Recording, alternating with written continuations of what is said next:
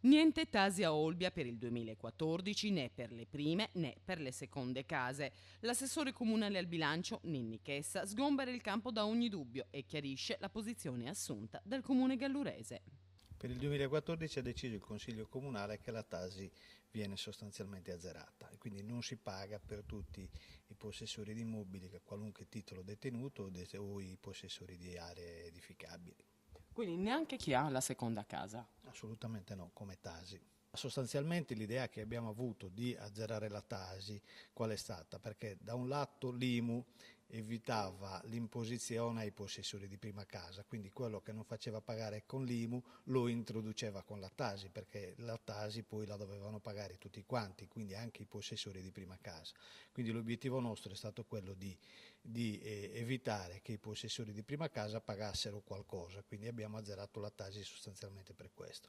Un altro elemento che ci ha indotto invece di azzerare lo stesso la Tasi è stato quello che l'IMU per esempio esclude i cosiddetti benemerce per i costruttori, cioè quegli immobili che costruiscono per la vendita che ancora non sono riusciti a vendere, per cui quello diventa un bene che loro ancora posseggono, cosiddetto bene merce, bene magazzino, e quindi sostanzialmente con l'IMU non lo avrebbero pagato ma l'avrebbero dovuto pagare con la Tasi. Quindi azzerando la Tasi abbiamo introdotto questo ulteriore beneficio anche nei confronti delle attività produttive.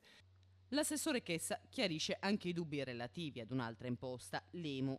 Il primo pagamento in acconto per il 2014 dovrà avvenire entro il 16 giugno e, precisa l'assessore, verrà calcolato sulla base delle aliquote del 2013.